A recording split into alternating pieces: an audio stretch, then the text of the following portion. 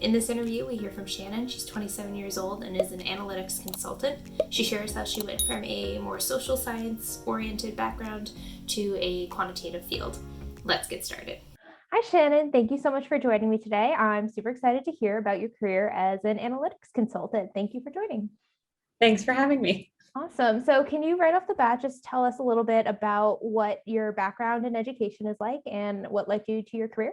So I did my undergrad in psychology and sociology at College of the Holy Cross, which is in Worcester, Massachusetts. And part of a psychology degree is doing a stats class of some sort. And of course, it happened at the end of my junior year. So that was when I started to get interested in stats and started to realize that there were things that I could do with it that would overlap with some of my other interests. Mm-hmm. But because it was later in undergrad and I still had to finish my majors, there wasn't much room to take more stats in undergrad. And I knew I was going to need to get a grad degree at some point. So I took a few years after I finished at Holy Cross, did some GRE studying, did a lot of research on what programs were out there. And then eventually I settled on going to NYU, where I did my master's in applied stats for social science research. That's awesome. And now can you speak to a little bit like what that course load required or entailed? So NYU is a little bit different than some other quantitative masters in that they didn't require a lot of prerequisites. And that was one of the things that I appreciated about that program, because it made it easier for me to switch or combine a social science background with a more quantitative background. Mm-hmm. Other programs might ask you to take several other math classes, linear algebra, certain levels of calculus before you can even apply into their program. So NYU only required a calculus class, which I had from high school actually, and a previous stats class, which I had from college. And then as long as you had the right GRE score, you could get in. Awesome. And so did any of that graduate experience require research or anything like that? I feel like quantitative backgrounds usually require something heavy duty. Yeah, so I had never learned to code before I started grad school. So I did have to learn to code, and most of our programming was in R. So that's my main language. Some of my classmates did take a few classes in Python. Once we set up that baseline and there were some introductory level graduate quant classes, quantitative methods, computation for statistics, things like that, those all built upon each other. And then once we hit probably our third semester, we had a statistical consulting class. So that one, you had a lot of freedom to choose what kind of project you wanted to do. Our group decided that we were going to use a work project. So we were able to combine work that we were doing at a research institute at NYU with our class needs and kind of save time that way. Oh, cool. Get paid for the schoolwork we were doing, which was great. With the NYU program, since it was a little bit different and didn't require quite as many math courses coming into the program, do you feel like you missed out on any particular areas of study that are helpful in your career now? There are times where I was a little bit overwhelmed by learning the heavy stats and coding at the same time. Mm-hmm. So it would have been nice to be a little bit more proficient in entry level R before I started.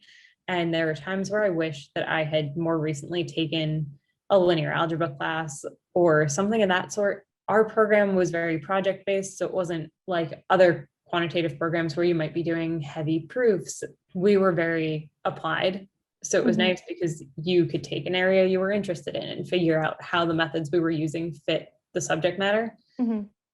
But in learning some of the methods to be able to apply them, there were times where I felt like a little bit more of a math background would have helped me just move through some of that more quickly.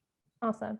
So do you have any advice or recommendations for maybe undergraduate students who might be looking to go into a grad program on what key components to focus on when evaluating that program? Like what courses they might require prior or how their actual programs are structured? I think my best advice is to meet with people before you start a program, because I applied to, I think, 6 different places. and I got into 5 out of 6. So I had a choice. But when I went to NYU, I felt like the professors were very involved. We had access to them all the time. It was a small program. It was very collaborative. It was very project-based, and all of that fit my style of learning better than some of the others that just seemed a little bit more hands-off. And just make sure that your interests overlap with what you're doing before you commit to a master's program, because it is a lot of work. And of course, you're going because you have this vision of your master's degree paying off in a career. But if you don't like it, it's not worth the investment. So can you tell me a little bit about how your degree has translated to what you do now? So I am an associate in the data analytics and technology solutions division of a consulting company. We mostly work with government agencies. Right now, all of my projects are DoD contracts. The overlap, it's a little bit of a sidestep from what I thought that I might do with a social science statistics degree, because it is kind of a different field, but we do focus a lot on cost analysis. So a lot of my coworkers in different parts of the company are using our data to do cost analysis. What our team in DATS is doing is a little bit more geared toward taking government data and making it more usable. So if you've ever looked at an open source government data website, they started collecting data because they wanted to have a record of how things happened. They didn't necessarily set it up so that it would be easy to analyze. So right now I'm leaning a lot more heavily on my coding skills to be able to shape that data into a usable format. And I think as we get further into that process, I'll be doing a lot more analysis than just data management almost. But one of our main projects right now is managing a database, and all of the information is stored in PDFs, which are not really accessible if you want to do any kind of larger scale modeling, analysis, really anything with the data. So it all has to be pulled out of those formats. Other projects have data presented in very complicated looking Excel workbooks. So what we're trying to do is take all of that data and make it into a more manageable database format so that we can actually give them something valuable back, and then glean some insight from the data that you have to use to shape future projects. So right now, we don't always get to know what they do with the data once we send it back to them. But the idea is that, we take this data out of the PDFs, and then they can use it to shape program analysis and decide whether it's worth investing in continuing a program or if they should start fresh. They can use past program data to predict how much it will cost to continue a program or continue a new program. So hopefully there's a lot that will be done. And I'm excited to lean into the analysis part, because statistics was primarily what I went to school for. But the coding half is kind of like, solving a puzzle sometimes. So it can be fun too. Yeah, that's awesome. So what does the life cycle of a project like that look like? I'm assuming it's not like a 2-month stint. Can you talk a little bit about that? The main project that I'm on is a legacy project that has been in the company for, I want to say, at least 15 years. Wow. So part of that is that they're still producing new contracts and new programs all the time. So every time they have something new, they ask us to update the database with the new data.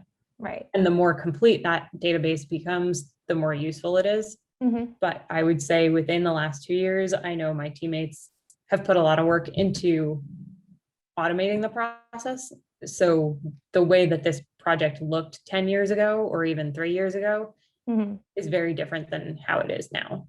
Awesome. That's so cool. So in your role, do you find that your position is often confused with something like that data scientists use? I know that tends to be like a buzzword thrown around these days. So can you maybe speak to the difference between what like an analyst is and a data scientist? There are two terms that get thrown together a lot. Usually an analyst is a little bit smaller data, whereas I would say data science is what you think of with Google, Amazon, pretty much any company that can get millions and millions of rows of data, because they don't have to worry about certain statistical assumptions. They do a lot of predictive modeling where we have to control for more if we're going to do an analysis because we have less data. Gotcha. The other part of that is like data science has more of a data pipeline where they're pulling in data and putting it into a model and pushing it out in some other form. Okay. And we do similar things. It's one of those areas where there's, as someone who was applying for jobs recently, it gets confusing to differentiate between the two. But I would say that our program lends to a little bit of both. So I have friends that I graduated with last year who were in more data science roles, and I just happened to land in one that was a little bit more of an analyst position. Very cool. That's great. Definitely a great detail to differentiate, because there's a lot of different careers where there's a lot of overlap or gray area with the explanation. So I'm sure it's hard to find that kind of distinguishing information right now as those two like fields develop further. So when you were searching for jobs, are there certain types in terms of, I guess, like contracting companies, consulting companies, in-house roles? Is there a more popular route that people go with a degree like yours? Honestly, I'm not sure. I feel like out of our cohort, everyone went a different direction. Okay. So I know that we have one friend that's doing more healthcare analytics. I graduated with someone who's doing criminal justice research. I have a friend working at like a big data science company. Someone else moved more into financial services, and now I'm in consulting with a slight overlap in cost analysis. So the nice thing about stats, and one of the reasons that I was attracted to a stats program, is because the skill set does lend itself to multiple subject areas. So you don't have to get bored. You can switch. There is definitely a lot of subject area knowledge that needs to be acquired. And that's something I've been working on a lot in a new job, because you need to know your data well before you can work with it. But the fun thing is you can learn data for a project and then switch subjects entirely and do something else within your company, or make a move horizontally to another field. Awesome. And so do you feel like there's anything surprised you about working in this career field? I don't know if anything really is all that surprising. I think there is a perception from outside of a data role that we do a lot of modeling very quickly, and what you learn once you start going to school and once you get into a job is that cleaning up the data is the majority of your work, and the fun modeling stuff is a very small part of what we do. We'd all like it to make up more of our time, but you can't get to that point unless you've taken care of your data well. So there's always a lot of that, but it was expected once I got into school.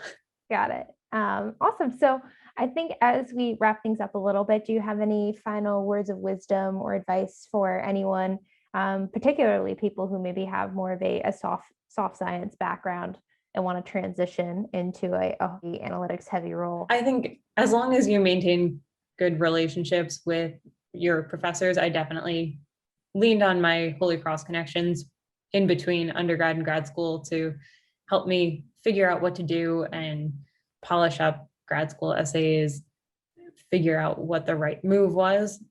Having those connections was really important, and realizing that anybody can do a STEM field. I feel like there's this misconception that you're either a math person or you're not. And while sometimes it's hard to switch from the social sciences to something more STEM heavy, it's very doable. You just have to be interested in it. And if you're not interested in it, then maybe it's not the right move. Well, Shannon, thank you so much for your time. I really appreciate it. And I hope people get a lot out of this.